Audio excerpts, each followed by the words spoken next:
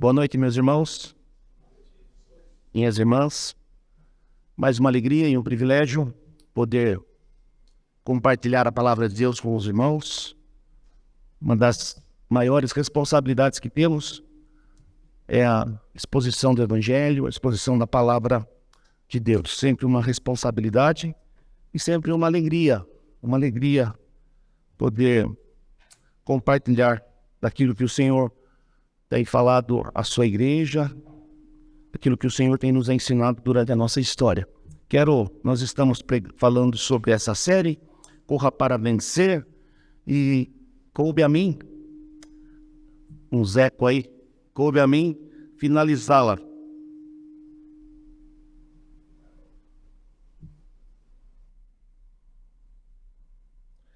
E vamos finalizá-la pregando o Salmo 78, de 1 a 8. Confesso que quando olhei em qual texto e qual tema que eu iria pregar, muito me alegrou, porque o Salmo 78, principalmente esses versículos de 1 a 8, são especiais para mim. De quando em quando o Espírito Santo retorna ao meu coração e à minha mente essa passagem, da importância dela, e eu quero compartilhar com vocês nessa noite. Salmo 78, versículos de 1 a 8. Lerei na Nova Versão Internacional, que é a Bíblia que temos usado nas nossas exposições. Assim nos diz o texto sagrado: Povo meu, escute o meu ensino, incline os ouvidos para o que eu tenho a dizer. Em parábolas abrirei a minha boca, proferirei enigmas do passado. E o versículo 3, muito conhecido e extremamente importante: o que ouvimos e aprendemos, o que os nossos pais nos contaram. Versículo 4, não esconderemos dos nossos filhos, contaremos à próxima geração os louváveis feitos do Senhor, o seu poder e as maravilhas que fez. Ele decretou estatutos para Jacó e Israel estabeleceu a lei e ordenou aos nossos antepassados que a ensinassem aos seus filhos, de modo que a geração seguinte a conhecesse, e também os filhos que ainda nasceriam, e eles, por sua vez, contassem aos seus próprios filhos.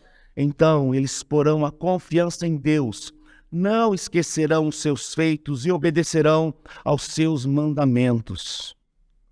E uma palavra dura do Senhor: eles não serão como os seus antepassados, obstinados e rebeldes, povo de coração desleal para com Deus, gente de espírito infiel.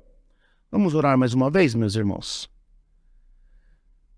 Senhor, nosso Deus, nesse momento tão especial para nós, como povo teu, como povo da tua aliança, como parte do teu povo que se reúne nesta hora, neste lugar, para cultuar ao teu santo e bendito nome. Tua palavra foi lida, Senhor, e rogamos a Ti que o teu Santo Espírito nos conduza ao pleno entendimento daquilo que o Senhor quer falar aos nossos corações, porque assim cremos que o Senhor fala através da Tua palavra ao teu povo, e nos colocamos diante de Ti, carentes, Senhor, necessitados, precisando da Tua direção, da Sua orientação, necessitando da Tua bênção. Por isso, Senhor, fala aos nossos corações. Abençoa a vida de cada irmão, de cada irmã que está aqui nesta hora. Que todos juntos possamos ser edificados pela Tua palavra. Que possamos ser abençoados pela Tua palavra. Que possamos ser transformados pela lei do Senhor, que é perfeita e traz refrigério à nossa alma. Nós pedimos que seja assim, Senhor, em nome daquele que nos salvou, Cristo Jesus, o nosso Senhor, o nosso Redentor. Amém.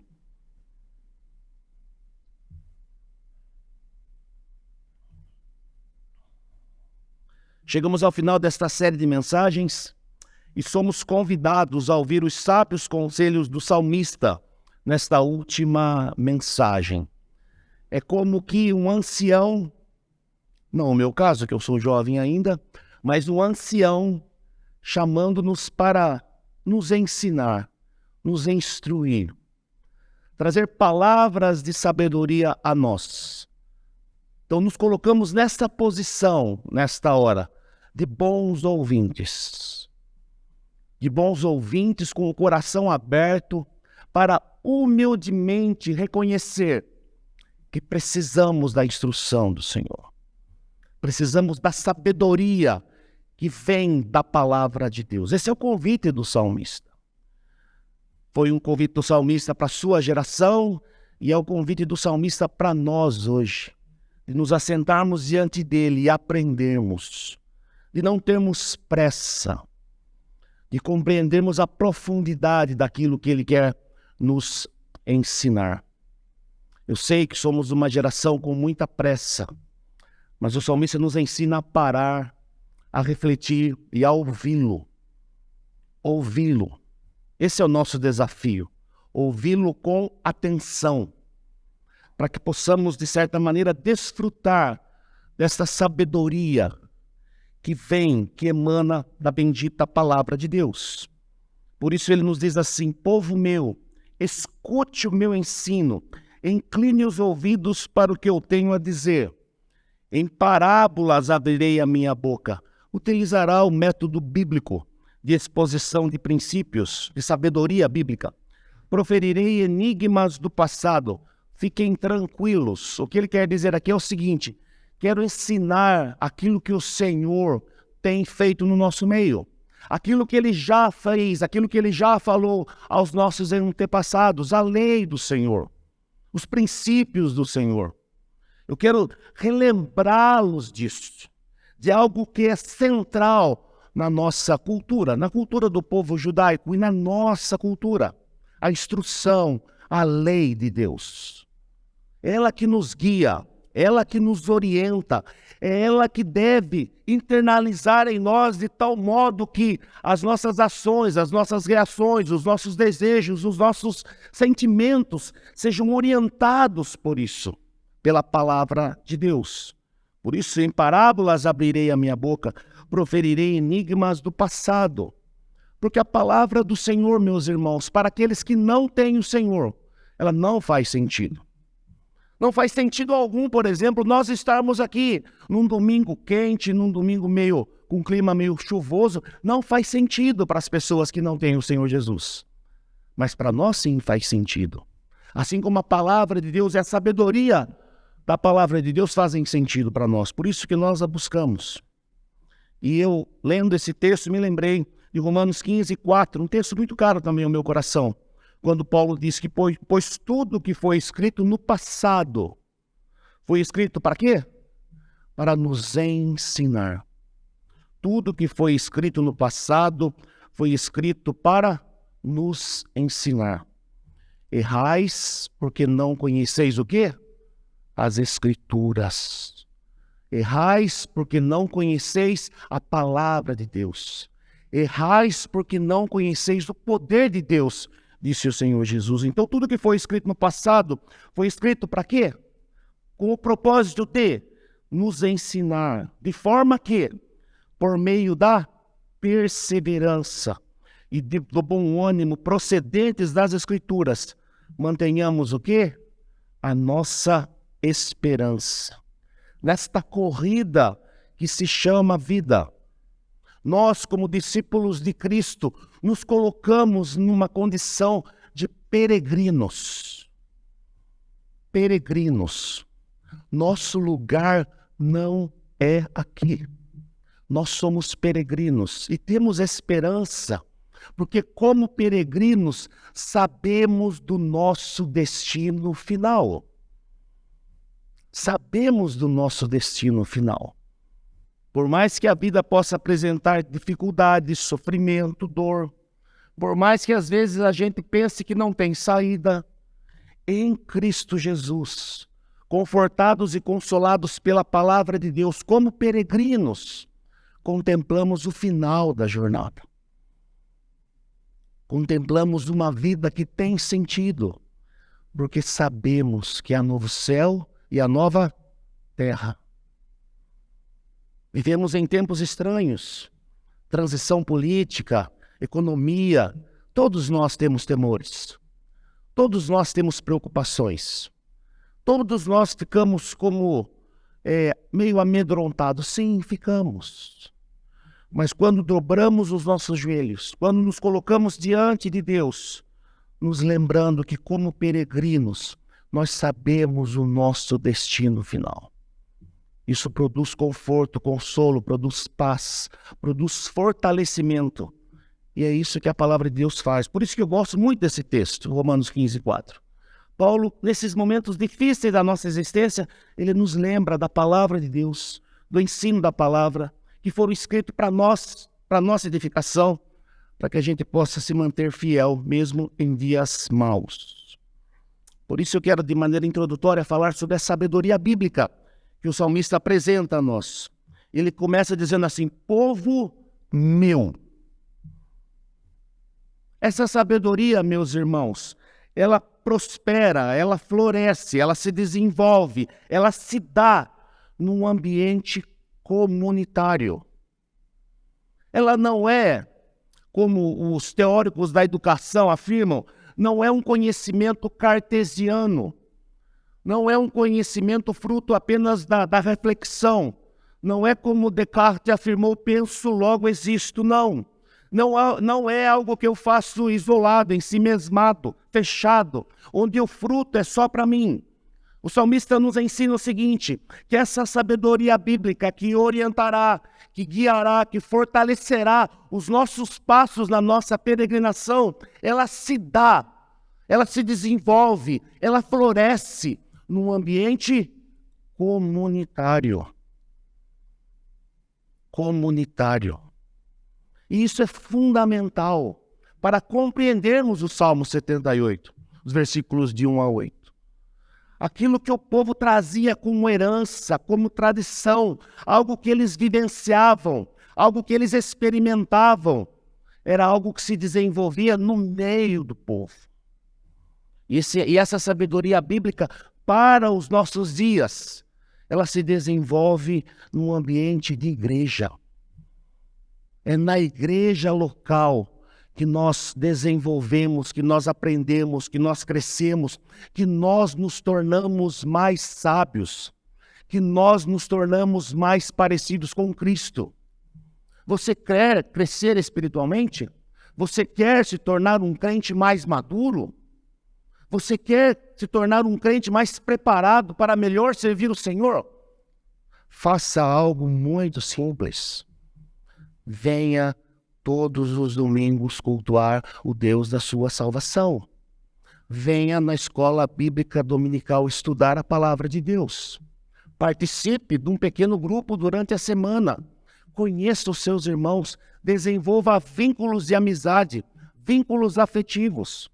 Então, meus irmãos, essa sabedoria bíblica não é algo assim do coach. O pastor gosta de fazer crítica para o coach, eu vou aproveitar o momento também, né? Não é do coach. É a sabedoria que Deus concede a cada um de vocês, a cada um de nós. Cada um de vocês tem uma sabedoria para ser compartilhada, tem um conselho a ser dado. Não é exclusividade dos presbíteros e dos pastores. A comunidade de fé, ela caminha na direção do Senhor quando seus relacionamentos são marcados pelos vínculos de tal forma que a palavra de Deus floresce, cresce e é compartilhada no nosso meio. Os mais velhos fazendo o quê? Ensinando os mais jovens. Os mais jovens fazendo o quê? Ensinando os mais velhos. E assim a gente vai caminhando nessa sabedoria, nesse ambiente comunitário, que é totalmente o oposto do que vemos. Nossa cultura é individualista, mas a cultura da palavra de Deus é uma cultura comunitária. Ouvimos isso pela manhã. O salmista diz, povo meu, escute o quê? Escute o meu ensino. E esse ensino, meus irmãos, abarcando a integralidade da vida, abarcando todos os aspectos da existência. Não é algo para o meu intelecto, ou é algo para as minhas emoções, ou é algo circunscrito à realidade religiosa, à realidade da igreja. Não, não. É um ensino que impacta, que transforma a totalidade da vida. O Evangelho nos transforma de maneira total. Impacta tudo, toda a nossa vida. Então, é um ensino que se desenvolve no ambiente comunitário, mas é um ensino que sai dos portões da igreja para a vida. Cada um de vocês, eu e vocês, quando estamos vivendo aí fora, o ensino deve impactar a nossa vida de tal forma que nós sejamos reconhecidos por isso. O nosso testemunho, a pregação do Evangelho se dá quando nós vivemos de tal forma que os princípios da sabedoria bíblica internalizados em nós se manifestam através do nosso testemunho.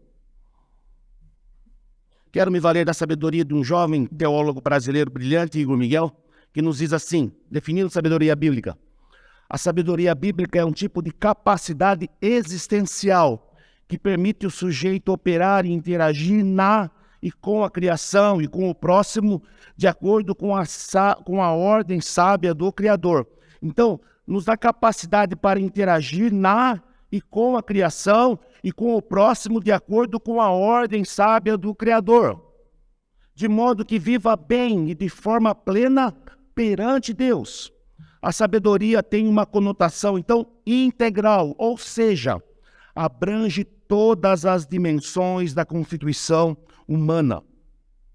Então, a sabedoria bíblica abrange todas as dimensões da constituição humana, como cognição, isto é, o conhecimento, afetividade, corporeidade, religiosidade e ética, integrando-se para a promoção de uma existência, o quê? Plena. Então, qual é o propósito da sabedoria bíblica? Nós temos uma existência plena. Vivermos de tal forma que, em todas as áreas da nossa vida, o Evangelho vai transformando-as de tal sorte que expressamos em todas as nossas interações os valores do Evangelho. O Evangelho impacta o modo como eu relaciono com a minha profissão. O Evangelho impacta o modo como eu me relaciono com a minha esposa. O Evangelho impacta o modo como eu me relaciono com os meus filhos. O Evangelho impacta a forma como eu interajo com o dinheiro. O Evangelho impacta a forma como eu interajo com a vida. Não existe separação. Não existe essa separação do sagrado e do profano. Não existe isso. Existe o Evangelho impactando o homem todo, em todas as suas áreas. Nada deixa de ser impactado e transformado pelo Evangelho. É isso que Igor Miguel nos ensina. A sabedoria bíblica, então, do que ouvimos, versículo 3, o que ouvimos e aprendemos, o que nos contaram, o que nossos pais nos contaram. Me perdoem, meus irmãos, a versão é a Nova Versão Internacional e a minha memória é da Almeida Revista Atualizada, então há um conflito aqui. Na hora que eu vou falar, eu quero falar Almeida Revista Atualizada e eu leio a Nova Versão Internacional. Tenham paciência com o presbítero, por favor.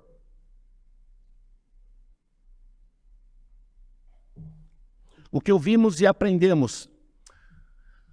A sabedoria bíblica, então, requer de nós, nos diz o salmista, esse sábio, esse ancião, responsabilidade.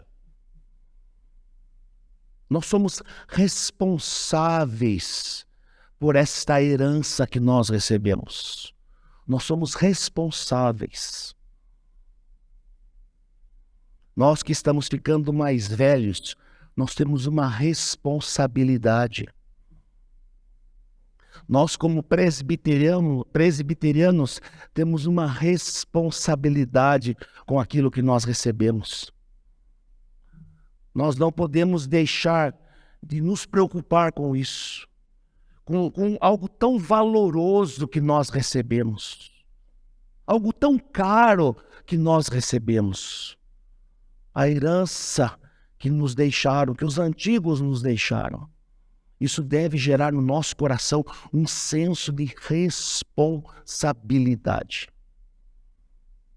Vocês jovens que estão se preparando para nos substituir, a responsabilidade de aprender, a responsabilidade de conhecer, a responsabilidade de ter vida, testemunho.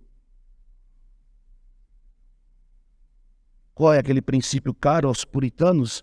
Eu não consigo ouvir a sua voz, porque o barulho dos seus atos me impedem de ouvir aquilo que você fala. Nós temos responsabilidade. Responsabilidade. Então o que o salmista diz? Aquilo que nós ouvimos, aquilo que nós aprendemos, deve gerar no nosso coração um senso profundo de responsabilidade. Responsabilidade. O que os nossos pais nos contaram, responsabilidade e o quê? Um compromisso. Um compromisso. Quando eu refletia sobre a mensagem, quando a gente termina o sermão, irmãos, a gente deixa ele descansando e vai ficar na presença de Deus, buscando sabedoria, iluminação, para expô-lo, né, da maneira mais clara e objetiva. E eu pensava assim, o esforço, fazendo uma analogia do esforço dos pais mesmo, da educação dos seus filhos. Nós como filhos, quanto esforço dos nossos pais para que nós pudéssemos ter uma educação. Quanto esforço dos nossos pais. Quanto sacrifício deles. Vivemos num país onde a educação é algo tão caro, de difícil acesso. E os nossos pais, como se esforçam. Esses dias eu conversava com um jovem que a esposa dele deve estar no 7º mês. Sabe qual era a preocupação dele, meus irmãos? Preço de escola. Ele estava preocupado com o preço de escola, educação cara. E eu até dei vários conselhos para ele não se preocupar tanto, né? Mas enfim, o nenenzinho nem veio ainda ao mundo e a preocupação dos pais. Como é custoso. Então isso deve gerar no coração daqueles que recebem esse sacrifício, esse ensino, um compromisso. Um compromisso. Um compromisso. Então, responsabilidade e um compromisso com algo tão precioso que nós recebemos. E a pergunta rapidinha para a nossa reflexão. O que temos feito com aquilo que Deus tem nos dado? O que nós temos feito?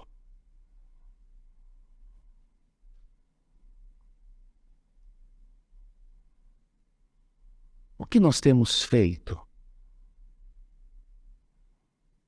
O Senhor nos deu a sua palavra, bem traduzida para nós no nosso idioma. Especialistas dizem que uma das melhores traduções da Bíblia, dos originais, se deu no nosso idioma, no português. Nós, como presbiterianos, temos os nossos símbolos de fé, de uma riqueza doutrinária, de riqueza poética, de uma riqueza intelectual profunda, que são os nossos símbolos de fé, de uma beleza, meus irmãos. Os documentos confessionais nossos são de uma riqueza. Se você não tem lido, você tem perdido, leia. Então a pergunta que eu faço é: o que você tem feito, né, com a vida que o Senhor tem te dado? Saúde, capacidade de viver das maneiras mais abençoadoras possíveis. O que você tem feito? Quando o seu dia termina, o que você coloca diante de Deus daquilo que você viveu? É uma reflexão que temos que fazer, porque nós recebemos isso. Nós recebemos isso.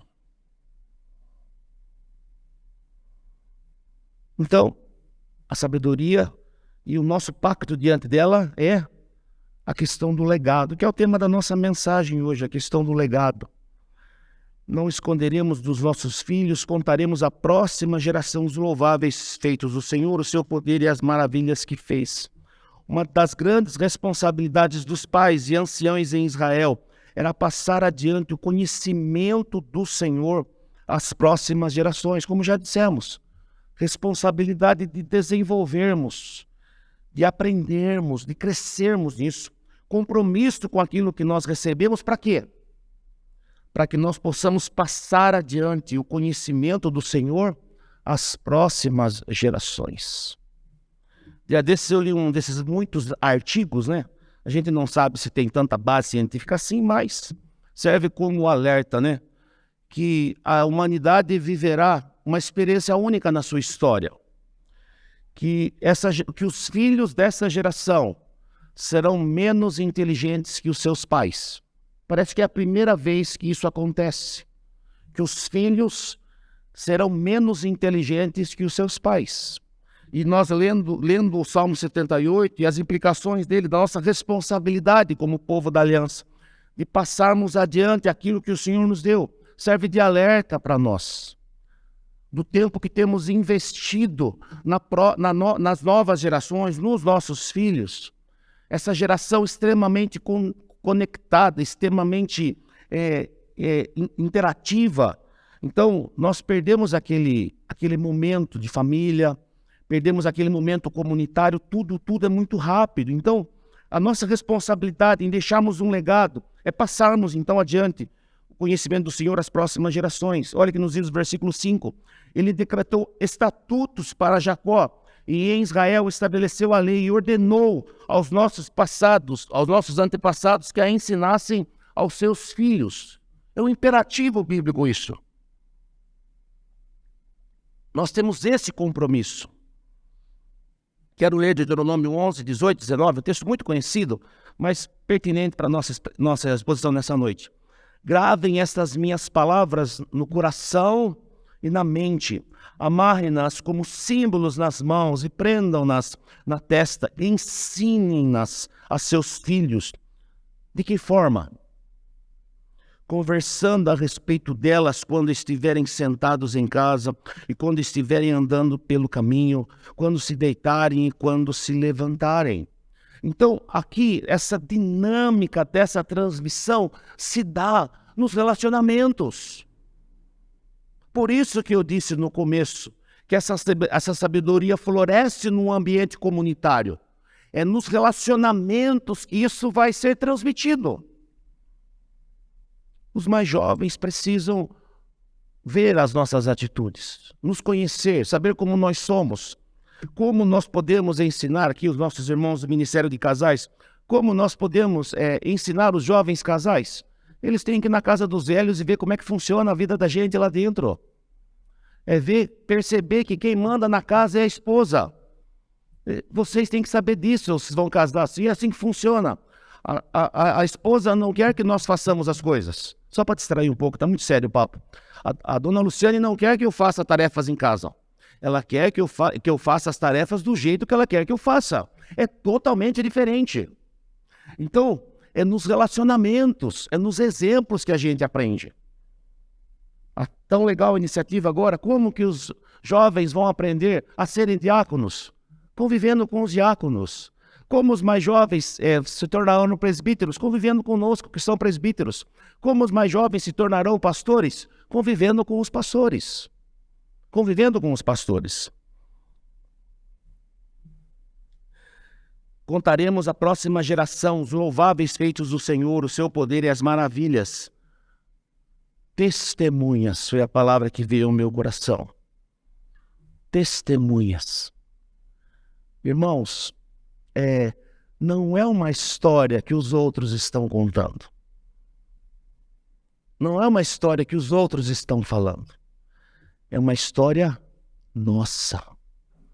Nós somos testemunhas das maravilhas de Deus. Nós somos testemunhas. Não é aquilo que os outros estão dizendo. Hoje pela manhã eu falava isso na escola dominical.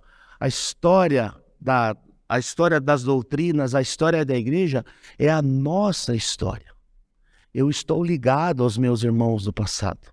Eu faço parte dessa história. E nós somos testemunhas disso.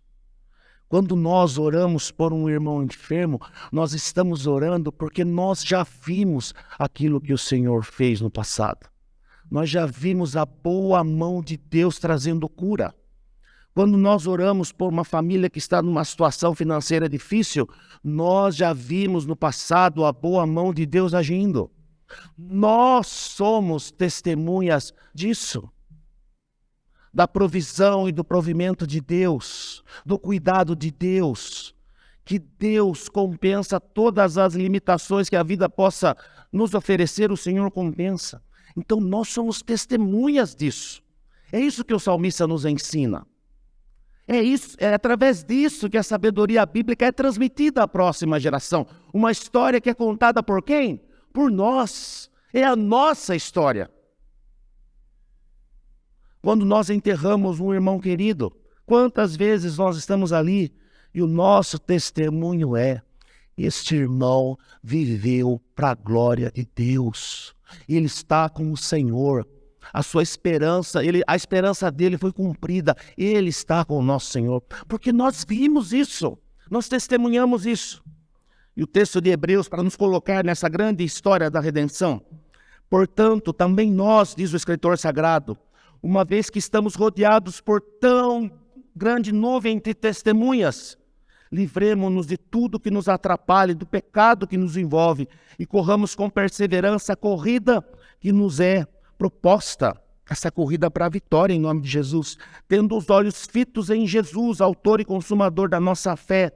Ele, pela alegria que lhe fora proposta, suportou a cruz, desprezando a vergonha, assentou-se à direita do trono de Deus. Então nós, em Cristo, fazemos parte, meus irmãos, dessa nuvem de testemunhas. Nós, todos os dias, estamos testemunhando a realidade do Evangelho de Cristo Jesus. Todos os dias. Todos os dias. Então, nós somos testemunhas disso. É a sua história, é a minha história, é a nossa história. Nós estamos incluídos nela.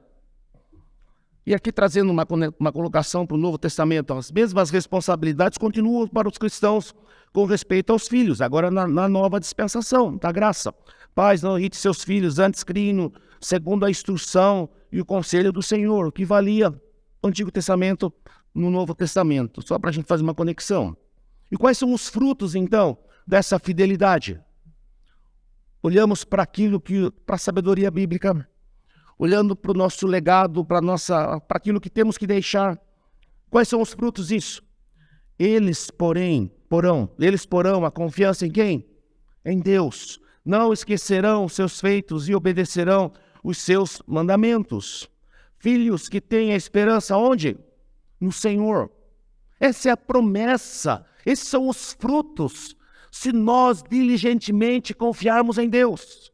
Se nós tivermos responsabilidade e compromisso em transmitirmos essa sabedoria às próximas gerações, teremos filhos que têm a esperança onde? No Senhor. Nós, como pais, queremos os nossos filhos como? Crendo como? Vivendo para a glória de quem? Então, filhos que têm esperança no Senhor. Ainda me adapto com esse tablet aqui ainda. E obedecerão aos seus mandamentos, filhos instruídos onde? Na palavra de Deus. Se nós queremos uma geração de crentes que amem, vivam e conheçam a palavra de Deus, irmãos queridos, nós temos que refletir isso em nossas vidas. Nós somos, como diz Charles Spurgeon, essas Bíblias vivas, abertas para que as próximas gerações possam ler. Algo tão bonito dos pais da igreja, eles falavam que os pastores e presbíteros eram sacramentos vivos de Cristo no meio da igreja. Olha que coisa forte. Cristo era visto através do testemunho daqueles santos homens. Filhos instruídos o quê? Na palavra de Deus. E aqui, meus irmãos, uma bênção para nós. Uma nova geração. Eles não serão como seus antepassados, obstinados e rebeldes, povo de coração desleal para com Deus, gente de espírito infiel. Uma nova geração mais fiel e mais virtuosa. Irmãos queridos, o desejo do nosso coração como pais, como líderes, é que a próxima geração seja melhor do que nós. mais crente, mais consagrado, mais capaz, mais preparada para os desafios do tempo presente. Os nossos filhos têm que ser melhores que a gente. Tem que ser. É uma promessa de Deus quando nós fielmente transmitimos esse legado, uma geração mais fiel e mais virtuosa. Para a gente já caminhando para o final. 3 palavras, então, devem nos orientar diante dos sábios conselhos do salmista. 3 palavrinhas, meus irmãos. Daquilo que nós ouvimos, daquilo que nós aprendemos, daquilo que nos contaram nossos pais. A nossa primeira resposta a isso é adoração. Adoração. Olhando para aquilo que o Senhor fez, olhando para aquilo que o Senhor tem feito, nós como testemunhas vivas disso, das experiências que vemos de pessoas que estavam perdidas e foram alcançadas pelo Evangelho e foram transformadas. Qual é a nossa resposta? Adoração. Quando peregrinos que somos e contemplamos o final, que não é um fim para nós, mas é um fim começo, a nossa resposta qual é? Adoração. Não é murmuração diante das dificuldades e sofrimentos do tempo presente, mas é o quê? A adoração. Segunda palavrinha, fidelidade. Nossa responsabilidade, o nosso compromisso com aquilo que nós recebemos. Aquilo que nós recebemos. Nós temos que viver como? Fielmente. Fidelidade. Fidelidade ao nosso Senhor. Fidelidade à sua palavra. Fidelidade à sua igreja. Fidelidade. Quando andamos em caminhos que são outros, nós estamos sendo infiéis. Então, adoração, fidelidade e missão. É uma missão que nós temos de preparar as próximas gerações. É a nossa missão. É a nossa responsabilidade. É o nosso compromisso. Eu espero, em nome de Jesus, quando eu já estiver com a minha cabecinha bem branca, estar sentado aqui na igreja e vendo jovens presbíteros desenvolvendo o trabalho, dando continuidade à missão. Para isso, nós temos a nossa missão de prepararmos a próxima geração. O investimento precioso do nosso tempo e da nossa vida é fazer novos discípulos para a glória de Deus. E os filhos aqui, meus irmãos, são todos. Porque quando as crianças são batizadas, nós os recebemos na família da fé, se tornam nossos filhos, então nós temos compromisso com todos. Que o Senhor nos abençoe, que o Senhor nos oriente, que o Senhor nos guie nessa responsabilidade que temos de deixar para a próxima geração aquilo que nós recebemos. Não uma história contada por outros, mas uma história contada por nós. Deus os abençoe.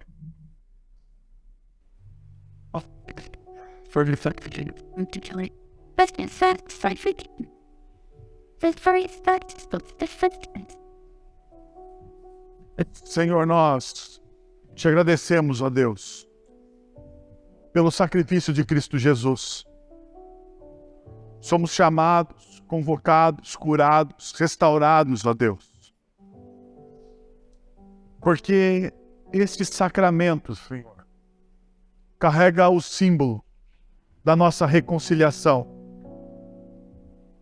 Nada do que pudéssemos fazer, ó Deus, seria capaz de nos reconciliarmos, ó Deus, contigo. Nós precisávamos do Cristo, ó Deus. Nós precisávamos de Jesus. Nós precisávamos da sua morte e ressurreição. Nós precisávamos, ó Deus, da graça para que aquilo que foi quebrado com o pecado fosse restaurado em Cristo Jesus. Nós te agradecemos, ó Deus, porque a partir de Cristo nós podemos chamar o Deus Criador de todas as coisas de Pai.